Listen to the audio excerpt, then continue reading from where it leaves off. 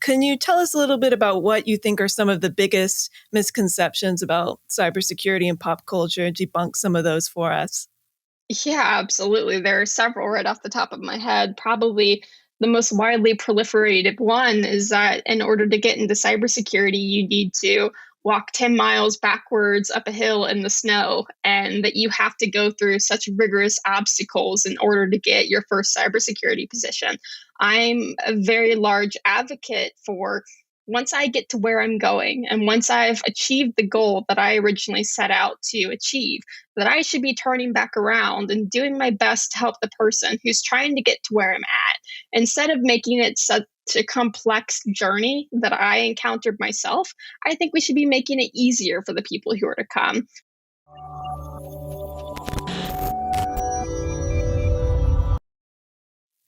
All right. Hello, everybody, and welcome to the Cybrary podcast. This is Ladies Hour. This is the first time for all three of us here on the Cybrary podcast, and we're so excited to be here. My name is Sarah Faraji, and I'm the newest course manager here on the content development team. And I'd like to introduce my colleague, my partner in crime, fellow course manager, Jen Barnaby. Would you like to introduce yourself? Yeah, thanks, Sarah. I'm Jen Barnaby. As she said, I'm one of the course managers here at Cybrary. We work with our instructors to help put courses together and sort of make sure that we have the right roadmap of courses coming for our learners. And I'm so excited to welcome Meg West to our podcast today. She is a cybersecurity incident response manager for IBM's X-Force. And I know her as Cybersecurity Meg. I found her on Twitter. She is really a great guest to have here. She holds a master's in cybersecurity and also has the CISSP certification and the Sec Plus certification, Security Plus. And when I ran across her, she just had a lot of really wealth of information for people who are trying to get into cybersecurity. Talked about her journey in the role that she has, and so we're so happy to welcome you here, Meg. How are you doing? Thank you so much for having me here. I'm very excited to be here, and I look forward to all the interesting shenanigans and topics we're going to get into. Awesome. Yeah. So, like I mentioned, one of the thought leaders in the industrial control systems field. I noticed him complimenting you on your videos. You have a YouTube channel. You talk about how you got into the field, and then just a lot of practical information about how to do things as an incident responder, and just in general resume writing, all kinds of things like that. So one of the things we just wanted to start out with is just asking you, how you got interested in the cybersecurity field and decided to pursue a career in cybersecurity. Sure, that's a great opening question. I feel like oftentimes when people are trying to get into cybersecurity, they perhaps feel if they don't have a background in IT or they don't know everything about programming or computers, well, then maybe they think cybersecurity isn't the right career for them. And ironically, my background was in political science. That's what my undergraduate degree is in. So, not perhaps the most related to cybersecurity. But I ended up working at a company called Tech Data, which is a Fortune 100. I always laugh, the Fortune 100 no one's ever heard of. And I somehow landed in a position working on their cloud team. And I absolutely grew to love working in IT. It was, so much to learn, so exciting, so challenging. So that led me to apply eternally to Tech Data on their cybersecurity team. And I thankfully got hired. I began as a junior cybersecurity analyst. And within about my 3.5 or 4 years working there, I went all the way from that junior cybersecurity analyst role up to being the global cybersecurity incident response manager. And since then, I've just never looked back. It's such an engaging and rewarding field to be in. Constantly, every day, I feel like there's a new 0-day released or just something brand new that gets my attention. I love how exciting of a field it is. Yeah, it sounds like it's really exciting. And I love hearing about your fascinating and fast-paced kind of career trajectory and starting, from political science, and now you're here. Really fascinating story. And I'm also interested in you as a content creator. I absolutely love your YouTube channel. So informative and engaging. You've reached 10,000 subscribers already since you started your channel in 2020, and that's amazing. You're on your way to that silver button. I am just interested in learning more about what led you to want to be a content creator on YouTube, and what are you learning through your online community engagement? Mhm.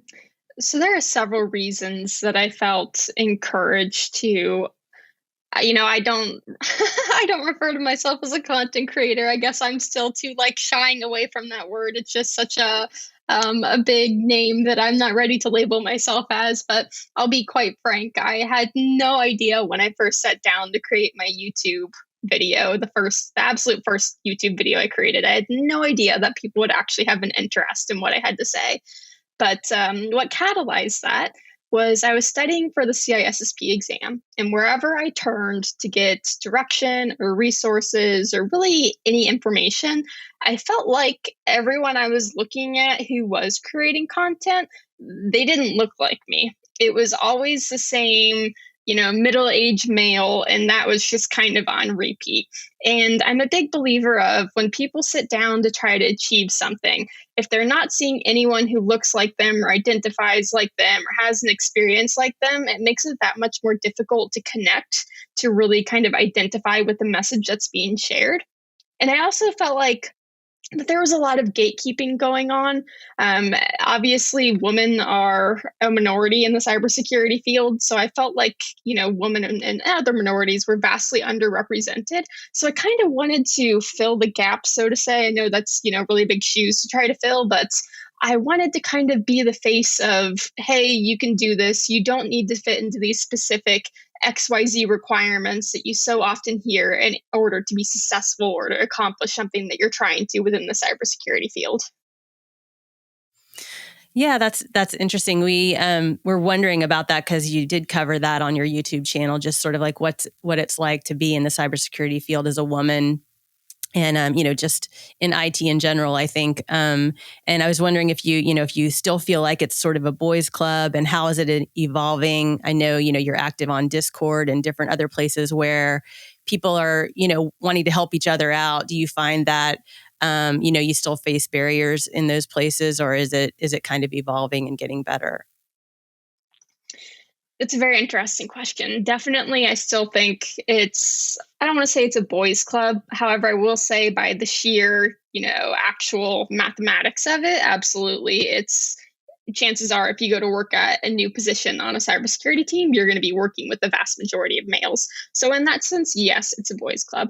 That said, I have found that the more confidence I've garnered in my abilities, my technical acumen, my, battling with imposter syndrome and overcoming it, the less obstacles I've covered. When I'm able to present myself as someone who is well accomplished, well spoken, I know I have the technical acumen, the background to present myself and to achieve whatever the goal is in cybersecurity, that garners a lot more respect and attention. Should it be that way?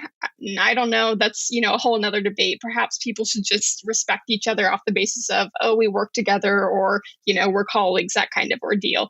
But absolutely, I think minorities of any kind in cybersecurity have a lot more challenges trying to get into the field.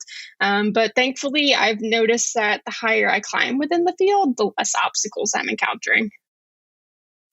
Yeah, what you're saying reminds me so much of a YouTube video I saw of yours, as well as podcasts where you talk about misconceptions about women in tech.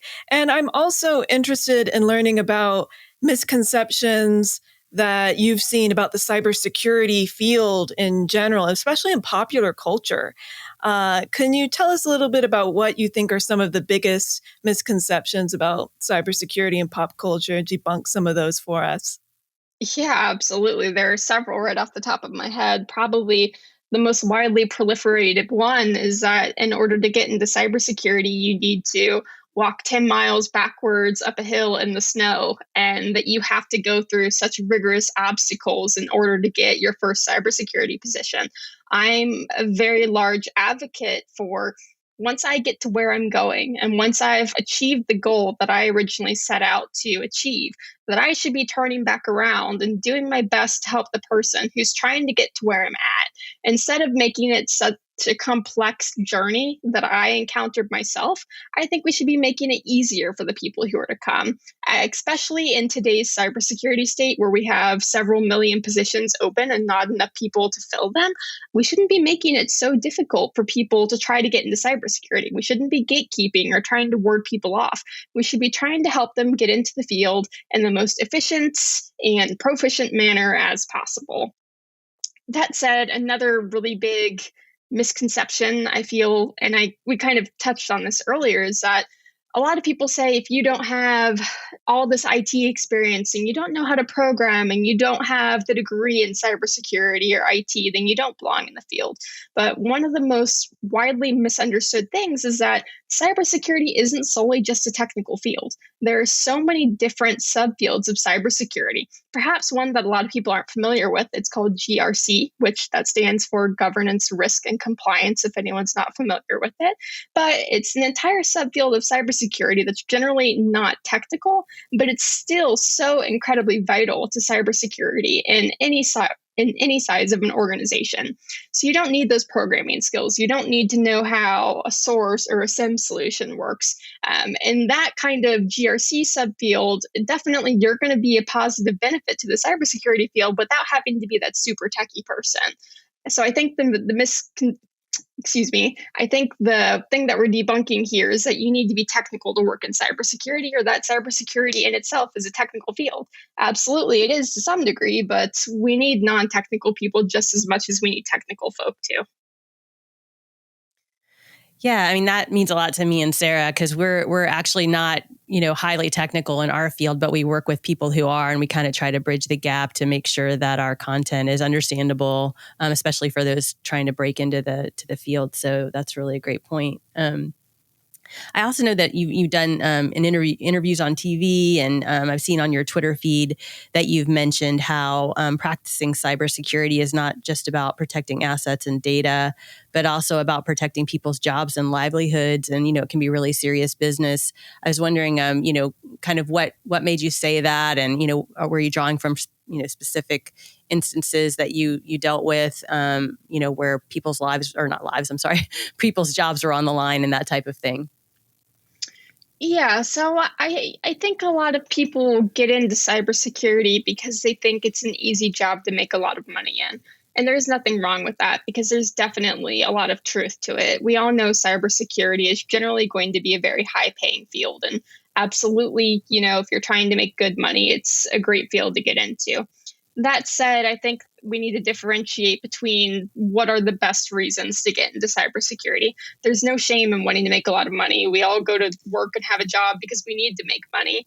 But another reason to care about your job and to do your best every day that you can possibly extend is because in cybersecurity, especially people who are working on a blue or defensive team, is that you're literally protecting people's jobs. If, say, your organization has a data breach and your quote unquote crown jewels, maybe the recipe for Coca-Cola gets breached and that gets put out into the public eyes, and suddenly you have 10 other companies that are making Coca-Cola, right?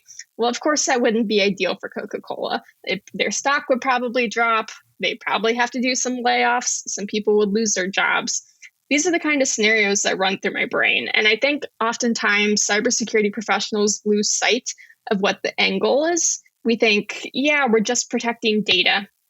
But at the end of the day, it's the reality that if that data is stolen, if it's put into the wrong hands of someone who shouldn't have it, who's going to use it for nefarious purposes. Let's say that an attacker breaches an organization and they get into an HR database that has a bunch of social security numbers or banking information, and that data gets put on the dark web. You could possibly be sentencing thousands of people at an organization to a lifetime of fraud monitoring and wondering, is my identity being stolen, et cetera. So I think it goes a lot deeper than we're just protecting data. We're protecting data that could affect our colleagues or affect our customers or affect the stakeholders and the stock price. And in turn, if that company goes under because of the cybersecurity breach, then who loses their jobs at the end of the day? Yeah, that's a really good point. I mean, we saw, recently things, everything from gas stations going, not having gas and things like that. So it can help, it can really affect everyone, people who, rely on that for their livelihood. So it's a really good point. Turning now to, sort of advice you might have for people in, trying to get into the field or, trying to get ahead in their careers. I was wondering, getting as far as you have, you've put in a lot of, big time commitment, takes a lot of organizational strategies and that type of thing. What kinds of, recommendations would you have for people who are trying to get into the field or organize their time and, studying for certifications and that type of thing? Do you have any strategies that you would recommend? Sure. I would say the biggest tip I can give is that you can't do everything. Unfortunately, another one of those stereotypes about cybersecurity professionals, or even those who are trying to get into cybersecurity, is that if you're not doing cybersecurity 24/7, then you're not worthy of working in the field. And the reality is not everyone can know everything about every field of cybersecurity. That's why we have people who specialize in things such as incident response or cloud security or application security.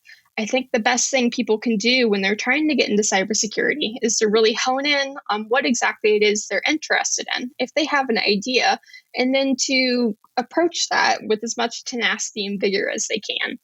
I also think it's imperative to find a support network of good friends or joining a local meetup group or finding someone you can shadow at a local organization so you can kind of get an overview of what exactly it looks like to be in that day-to-day job. So going back kind of to the first point, if you're trying to learn everything, which again is impossible, you're probably going to burn out really quickly and you're going to spread yourself really thin. So try to identify and target what's going to be the most crucial information for you to have on your resume. What skills do you need to know? What certifications do you need to have to get to where you're trying to go?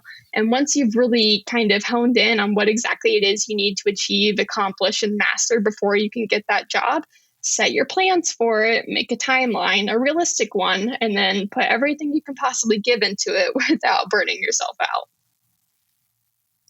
Yeah, I think that organization is so important, really, for any career planning, but especially in cybersecurity. And I love that you've mentioned how you don't have to know all of the things when you want to get into cybersecurity. You don't even necessarily need to have an interest in the technicality. But I am interested in learning more about those who are wanting to get into cybersecurity. Where do you think they should start? What are the best resources that they can look into out of all of the ones that you've kind of browsed through? Mhm. So I'm a really big advocate for education that is really poignant and really great information, but ideally is free. I think there's so much out there on the internet right now that paying for education when you don't have to is just kind of a last resort in my book. Certainly the more granular education or specialized you're trying to get, yeah, you're probably going to have to pay for it. But when you're first beginning, there's so many free resources online. To name a few, if you simply just put into whatever your favorite browser search engine is and look up free cybersecurity courses, Harvard, Stanford, Yale, I could ramble on about certain universities that offer free introduction to cybersecurity courses all day long. TryHackMe has a completely free option where you get access to so many different modules that it's insane. The great thing about TryHackMe is a lot of it is hands-on. So you're not just sitting there and, reading or getting a video or something of the sort. You're actually going through labs and they're free. Other than that, I highly recommend Twitch, Discord, YouTube, Twitter. Those are some of the biggest places where free, top notch information about cybersecurity is being proliferated. And you have so many people who are creating content because they want to help people get into cybersecurity. That if you simply go on Twitch or Discord or any of these places I've recommended, you're absolutely going to find extremely detailed, really fantastic content that these people have put a lot of effort into creating that's going to help you, find your way into the field. Yeah, that's great advice. It's definitely a lot out there. I know with, we have a Slack community that our learners can go on and get advice from mentors and stuff like that. And people who are preparing for different certifications, like CISSP and Security Plus, like you have. And I see a lot of times that the mentors mention, often you can't rely on just one course or one source of information. And is that something that you've found? And what other kinds of advice would you have for people seeking those certifications that you've gotten? So I don't have any experience in boot camps, which I feel like is kind of what we're referencing here with the one-stop shop that kind of promises that you'll get a job in cybersecurity. However, I have done thorough research and have friends who have tried the one-stop shop for cybersecurity, and generally they cost thousands of dollars, and you don't end up getting a cybersecurity job at the end, which is why I really go back and kind of urge the thought of look at what resources you're thinking about using, identify how much they're going to cost, what is the potential benefit of using that resource, and kind of weigh your options. Whether it's Cybrary or any of the other platforms online, there are much more affordable resources you can turn to help you get a certification or attain a certain kind of knowledge that aren't going to cost thousands upon thousands of dollars. If it sounds too good to be true, it probably is.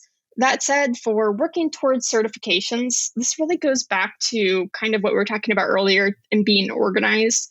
There are so many different paths of certifications that you can take that it's really imperative that you identify which is going to help you get to where you're wanting to go. So, for instance, what's really popular right now is the Security Plus certification. Why? Because a lot of HR or talent and recruitment people, they see that certification and it gets you past the quote unquote HR firewall. So, even if you're more interested perhaps in the Network Plus from CompTIA or another certification from another vendor, you might want to guide your studies towards something that is proven, tried, and true to help you kind of get into the front view of the HR people and help you land that job. So I always recommend when you're trying to get a job, going online to all the different companies where you're looking to apply, looking at the job descriptions and comparing them to each other. What do you see most frequently that they're asking for? Out of the 5 that you're looking at, are 4 of them asking for a Security Plus? If so, you're probably going to want to set your sights on the Security Plus. After that, I would definitely try to hone in a little bit on what you're trying to specialize more in, because certifications obviously cost money. They take a lot of time. You're probably going to have to detract yourself from your other areas of life that you enjoy, whether it's friends and family or hobbies. And it's just to make certifications useful at this point, especially when you're trying to get into the field. It can be really tempting to try to go after all the big name certifications, but at the end of the day, if you don't have that solid foundation of cybersecurity knowledge, they're not going to be as helpful as you're hoping for them to be. Yeah, great advice.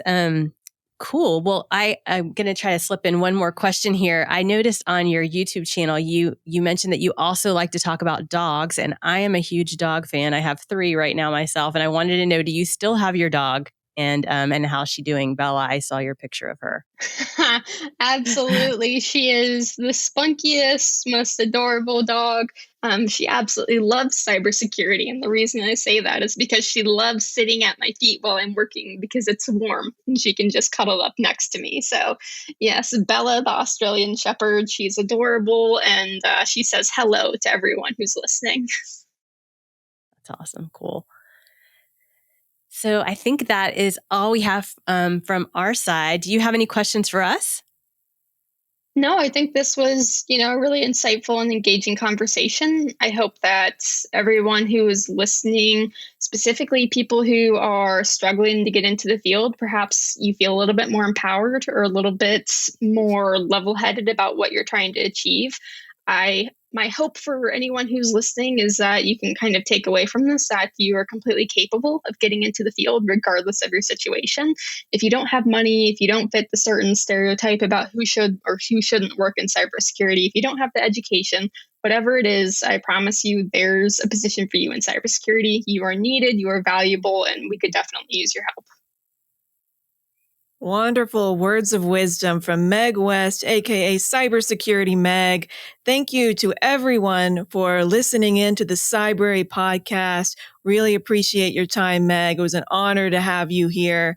And you can check out the Cybrary podcast and other podcasts on our platforms on Google, Apple, and YouTube. And thank you so much for your time. Hope you have a great rest of your day. Bye.